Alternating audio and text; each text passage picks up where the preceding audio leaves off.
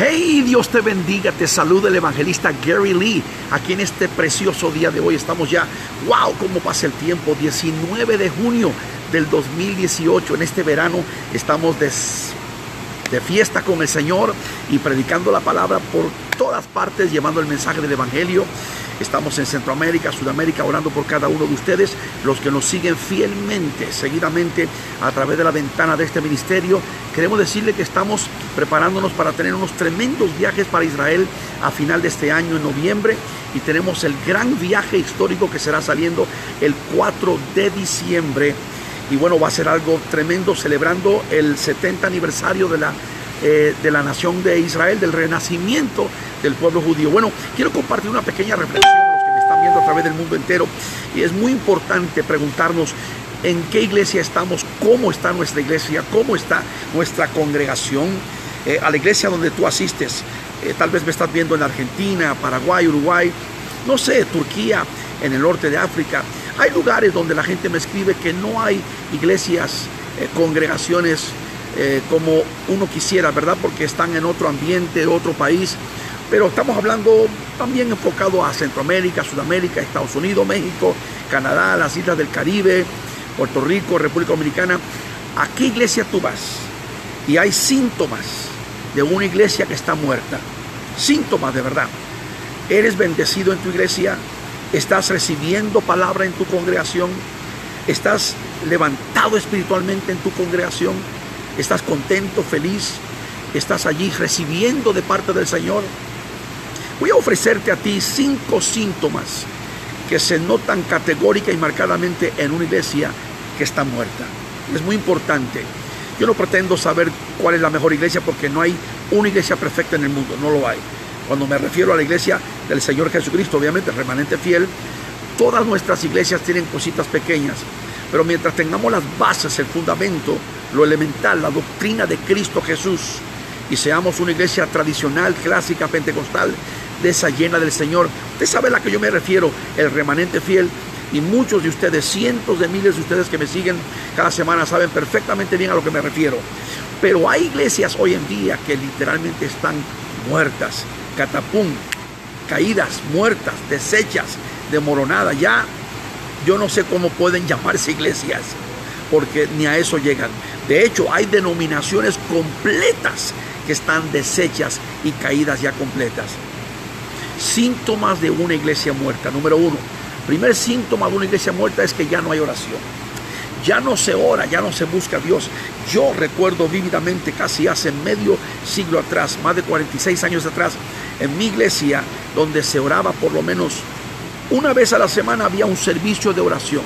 Pero en todos los cultos había un tiempo de oración. Por lo menos cuando entrábamos al servicio en la noche, media hora dedicada a la oración. Y bueno, la oración es la espina dorsal de toda iglesia, de toda persona, de todo ministerio. Si tú hablas con Dios, las cosas cambiarán. ¿Cómo? Orando. Cualquier necesidad, Dios la resolverá orando. Descansad en el Señor, tus penas y ansiedad, orando. Bendita oración, ya puedo hablar con Dios orando.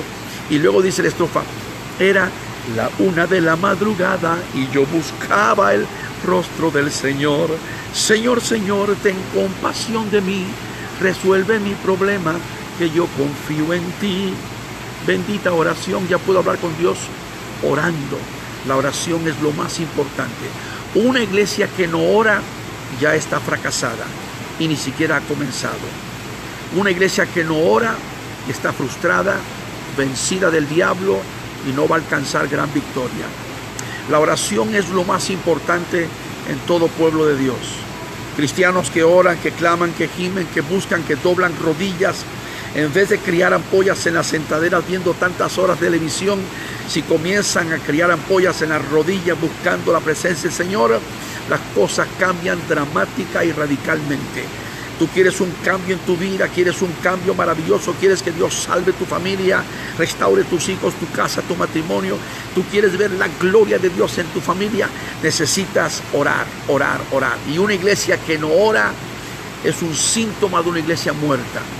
Primer síntoma de una iglesia muerta es que no ora, no ora. Y muchas iglesias ya no oran.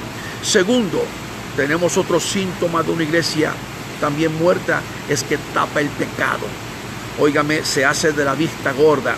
Tanto los líderes como el pastor de la congregación, ellos no tocan el tema jamás del pecado. Cuando una iglesia, su pastor, su predicador, su líder, o los asociados, o los que están al frente de la congregación, jamás tocan el tema del pecado, arrepentimiento, infierno.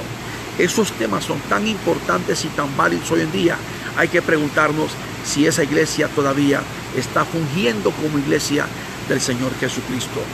Deberías de estudiar un momentito aquellas cartas que el Señor Jesús le mandó a través de Juan en la revelación a las iglesias del Asia Menor. Y cada una de ellas, las 7 iglesias, representan colectivamente la obra del Señor en este tiempo. Porque estos mensajes son para todas las generaciones. Y descubrimos que había pecado en algunas de las iglesias. Y bueno, los pastores, los líderes, el ángel de la iglesia, a veces se hacía que no era con él el mensaje, pero Dios está hablando hoy como nunca. Hay que denunciar el pecado, hay que tratar este tema. Si alguien comete una infracción en la iglesia, hay que ponerlo en disciplina.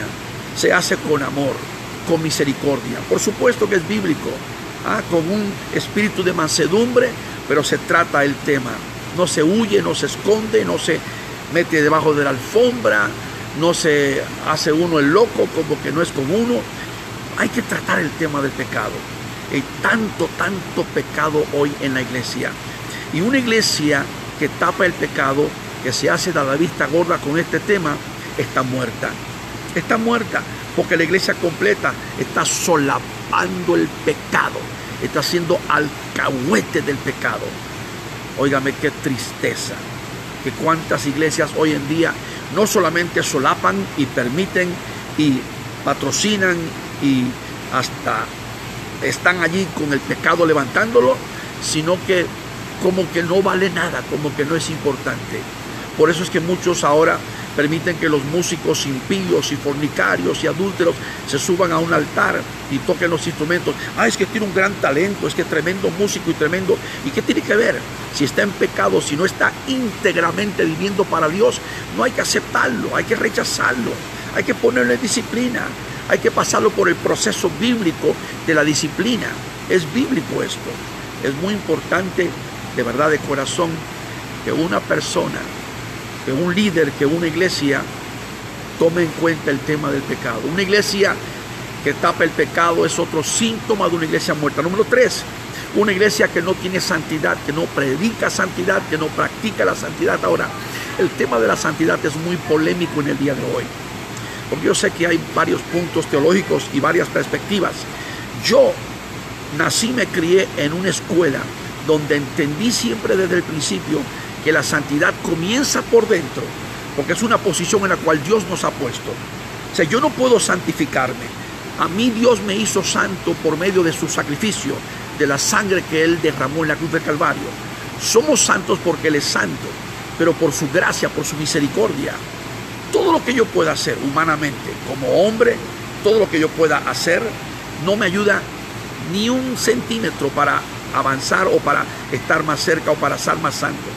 Pero, habiendo dicho esto, es importante que nosotros como hijos de Dios somos cartas abiertas al mundo, y si hemos recibido al Señor y hemos sido lavados por la sangre de Cristo, tiene que haber una medida de santificación de nosotros procurar vivir santamente para Dios, como dice la palabra.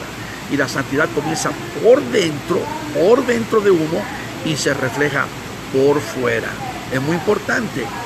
Hoy tenemos, por ejemplo, tanto hombres como mujeres cristianos que uno los mira, los contempla y válgame, parecen rufianes, parecen paganos, impíos. Y uno debería ser totalmente diferente. La Biblia habla del pudor, del decoro, de la modestia, de la pureza, de que una mujer de Dios debe de reflejar la presencia del Señor, igual que un hombre. Hombres, por ejemplo, que llega uno a la iglesia y los ve con toda la camisa abierta y los únicos 3 pelos que el viento les mueve el pecho así, se sienten bohemios, galanes. Y las mujeres iguales. Las mujeres a veces las ve uno, oiga, pero parece cabaretera, parecen mujeres de la calle. Tanto la mujer como el hombre tienen que entender que la Biblia dice en 2 Corintios 5:17, si alguno está en Cristo, nueva criatura es, las cosas viejas pasaron y aquí que todas son hechas nuevas. Si usted al venir al Señor sigue siendo igual de impío, de descarado, de rascuache, de rufián, de tájuaro como en el mundo lo era, Jesús no lo ha cambiado. Porque una persona que viene al Señor, hay un cambio, lo hay, radical, dramático, total. Y la santidad es algo demasiado importante, porque la Escritura dice categóricamente, seguid la paz con todos en hebreo y la santidad sin la cual nadie verá al Señor. Así que no estamos tocando puntos y pormenores, pero la santidad es demasiado importante, demasiado. Comienza por dentro, pero se refleja por fuera, porque la gente que nos está mirando no puede mirar adentro, Dios mira de adentro. Y sabe que ese argumento no vale. De mucha gente dice, es que Dios lo que mide es el corazón. Ajá, y aunque por fuera parezcas una tumba, y un hediondo, y un impío, y un malandro, y un maquiavélico hijo del diablo, no. Es que lo de afuera siempre será un reflejo de lo de adentro, de la pureza del alma, de la santificación de adentro, que se refleja por fuera, en nuestra vestimenta, en nuestra forma de caminar, aún en los zapatos, en nuestra cara, en nuestro rostro, nuestra conducta, nuestro parecer. Es demasiado importante eso. Tómalo en cuenta, porque son síntomas de una iglesia muerta, que carece de oración, que tapa el pecado y que no predica ni practica la santidad. Número 4, y esto es demasiado importante, sobre todo este tema, una iglesia muerta. Síntoma de una iglesia muerta es cuando ya no hay amor genuino entre los hermanos. ¿Cómo no va a haber amor? Y luego están allí como un montón de hipócritas. Aleluya, gloria al Señor, siento un gozo en mi alma, y no se aman. Óigame, Jesús dijo estas tremendas y profundas palabras: en esto conoceré el mundo, que sois mis discípulos, si os amáis los unos a los otros. Tiene que haber amor genuino. Sea usted negro, blanco, grande, pequeño, rico, pobre, gordo, flaco, con dientes sin dientes, con pelos sin pelo, como sea usted, usted tiene que amar a su hermano. Y la iglesia del Señor es diversa. Hay una gama de cristianos en todo el mundo, somos tan diferentes. Vaya, cultura, idiosincrasia, crianzas diferentes, pero mientras tengamos las bases, tengamos los preceptos, principios y valores, y tengamos el fundamento de doctrina de Jesucristo, tenemos que amarnos en el Señor. Y aún a los que no son nuestros hermanos de la iglesia, pero más dice la Biblia, sobre todo a los de la fe. Pero aún así a veces no podemos ni amar a los enemigos. Cuando Jesús dijo en Lucas capítulo 6 y versículo 27 y 28, a vosotros que oís os digo, amad a vuestros enemigos, bendecid a los que os maldicen. Yo bendigo todos los días a aquellas personas que me calumnian, que me difaman, que me maldicen, que hablan pestes de mí, mintiendo, y la Biblia lo dice, y mentirán contra vosotros, levantando toda clase de mentiras. Oh, pero gozaos y alegraos, dice el Señor. Tremendo sermón que trajo en la montaña, porque vuestro galardón es grande en el reino de los cielos. Usted sabe cuántas personas, y es triste decirlo, que yo no les he hecho nada, me odian, por lo que sea, no sé por qué razón y por qué motivo, pero yo lo que sé es que detrás de todo ello está el diablo, porque Satanás es el padre del odio y de la mentira. Y hay personas que se suben a las redes y simplemente están atacando, obsesionados, continuamente. They just can't let it go. No pueden dejarlo. Y ahí están. Pero ¿sabes cómo me dijeron hace muchos años? Las palabras se toman de quien vengan. Y con el tiempo, el Espíritu de Dios siempre da testimonio a vuestro espíritu de los que somos hijos de Dios de verdad. Pero igual, yo los amo en el Señor. Y hablo con todo mi corazón y con profunda y genuina sinceridad. Porque si yo no amara a mi enemigo, si yo no amara a todos aquellos que no están de acuerdo conmigo, ¿qué clase de cristiano sería yo? A eso nos llamó el Señor. Yo te recomiendo, pastor, consiervo, militante. No ha sido fácil, pero podemos hacerlo. Ama. Aquellos que te tiran, que te echan, ámalos en el amor del Señor. Y tú vas a ver una cosa, a lo mejor hasta más coraje les va a dar, porque uno a veces les responde con amor. Había un hombre hace muchos años en el área de Dallas, muchos años atrás, era de origen puertorriqueño, jamás me olvido de él.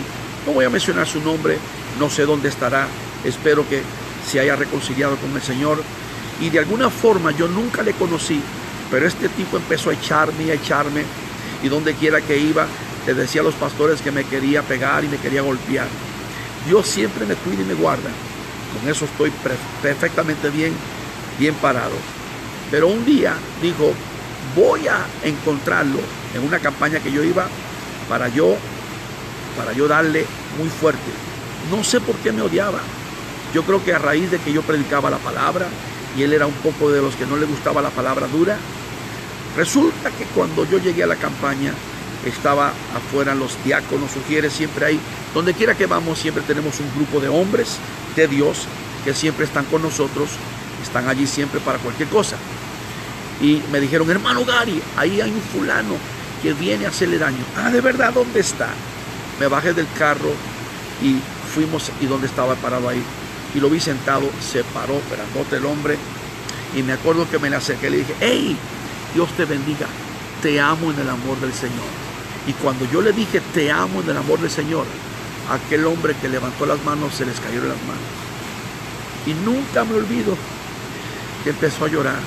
Le dije, déjame abrazarte y decirte que te amo en el amor de Jesucristo. Wow, fue tremendo cómo se quebró la espalda del diablo en esa tarde, en esa reunión. El hombre lloraba, yo lloré con él, lo abracé. Le dije, aquí no hay nada más que hablar, sino decirte que te amo en el amor del Señor. Porque el amor puede más que cualquier cosa. Aleluya. El amor cubre multitud de pecados, dice la palabra. Y cuando uno ama, de verdad, uno perdona, uno restaura, uno abraza. Mire, ¿cómo vamos a pretender ir al cielo si no amamos? ¿Cómo va a ser posible eso? Si Jesús es el grande del amor, el Dios del amor. Entonces, hoy en día uno de los síntomas de una iglesia muerta es cuando ya no aman. Cuando ya no aman primeramente a Dios, pero también a su hermano, a su compañero, a su prójimo. Amar es muy importante, es un síntoma que se ve muy a menudo en la iglesia hoy en día. Y fulano me dividió y se llevó 2 personas y me peleó y todo. ¿Y qué tiene que ver? Perdona, ama. Cada quien va a dar cuentas a Dios de sí mismo, dice el apóstol Pablo a la iglesia de Romanos. Cada quien va a dar cuentas a Dios de sí mismo. Pero tú tienes que amar. Ama de corazón. Ama y tú serás feliz. Creo que ese es un himno que hace muchos años, me acuerdo que lo cantamos. Ama y tú serás feliz. Ama y tú comprenderás. Ama, algo así decía el himno. Ustedes saben que hay tantos himnos viejitos. Y la cosa es que tenemos que amar de todo corazón. Síntomas de una iglesia muerta. No hay oración. Se tapa el pecado. No hay santidad, demasiado importante. Y no hay amor genuino entre la hermandad. Y por último, número 5, pero es muy importante, no se predica la verdad del evangelio. Yo lo he dicho muchas veces, si estás en una congregación donde no están predicando el evangelio completo, sal corriendo de ese lugar. Huye, pero corriendo, levántate, no caminando, ni te despidas, date la media vuelta y sal corriendo. Así como Lot, que fueron los ángeles a sacarlo de Sodoma y Gomorra, le dijeron, escapa por tu vida. Así te digo yo en este momento, ustedes que están en las grandes iglesias, y nada tiene que ver con lo grande, porque hay iglesias grandes que son buenas iglesias, de buena palabra.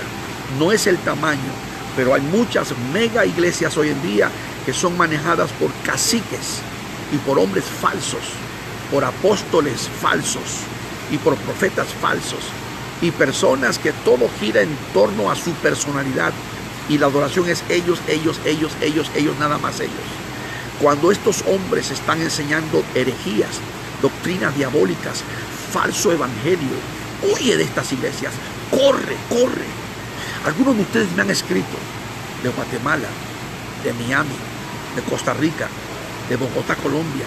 Me han escrito muchos de ustedes de estas grandes iglesias, hermano Gary, estamos en esta iglesia y sabemos que hay algo que no es bíblico. Hay cosas que no estamos de acuerdo. ¿No será que el Espíritu de Dios te está redarguyendo? qué esperas para salir de ese lugar? ¿Qué no has leído la Escritura, que muchos son los llamados y pocos los escogidos? ¿Qué no has leído la palabra del Señor? Jesús lo dijo en Mateo 7:21. No todo aquel que me diga Señor, Señor, entrará en el reino de los cielos, sino el que haga la voluntad de mi Padre que está en los cielos. En mi generación, en mi tiempo, casi medio siglo atrás, óigame, las iglesias eran el 99% de una sola línea. Todas compaginaban, defendíamos la fe, la doctrina, la palabra. Había pequeñas diferencias en cuanto al servicio, en cuanto a la adoración, la vestimenta, pero primordialmente, generalmente, estábamos de acuerdo en los temas de la doctrina, de la santidad, de predicar el evangelio, que Cristo salva, que Cristo sana, que Cristo bautiza con fuego santo, con fuego y Espíritu Santo, y que Cristo viene otra vez. Estos son 4 puntos importantes de la iglesia cristiana tradicional pentecostal, del remanente fiel. Cristo salva, Cristo sana, Cristo bautiza con fuego y Espíritu Santo, y Cristo viene otra vez.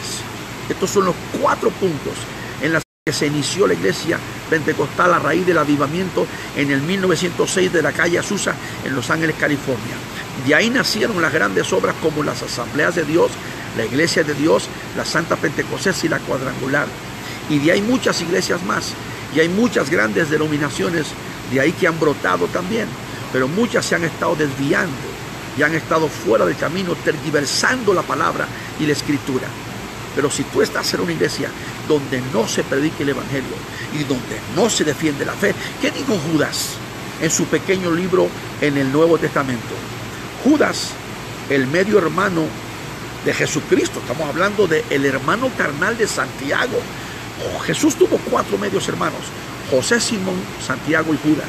Santiago y Judas, que escribieron libros en el Nuevo Testamento, son hermanos carnales. Y Judas, en su pequeño libro, versículo 3, dijo que hay que contender ardientemente por la fe que una vez fue dada a los santos de Dios. Así que si en tu iglesia, donde tú estás, no están predicando la palabra de Dios, el evangelio de santidad, la doctrina de Cristo, huye de esa iglesia. Si solamente se están enfocando en predicar la teología de la prosperidad, o te están bajando el dinero con los pactos, porque pedir ofrenda no es malo, es bíblico. Pedimos ofrendas, no hay nada malo, es bíblico 100%. Pedir y se os dará. El sembrar y cosechar es bíblico. Eso entra dentro del programa de la mayordomía de Dios.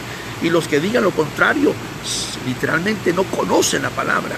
Pero cuando se utilizan técnicas y tácticas y fórmulas y estrategias como los llamados pactos, que es un mecanismo secular del mundo, eso no es bíblico, diciendo que tienes que pactar con Dios, y a veces diciendo que la salvación viene o la sanidad viene después de una ofrenda especial. Eso es vender los milagros y vender la salvación. Ahí es donde estamos mal. Y muchas iglesias están haciendo eso. Y mucha gente, el enfoque de ellos nada más es eso. Pero si tú estás en una iglesia de estas, donde todo es predicando mentira, falsedad, y luego no predican con ganas la palabra, y no predican contra el pecado, ni arrepentimiento, ni el infierno. De hecho, hay iglesias que no tocan el tema del infierno ni con una vara de 1000 metros. Si tú estás en una de estas iglesias, huye de esta iglesia, corre.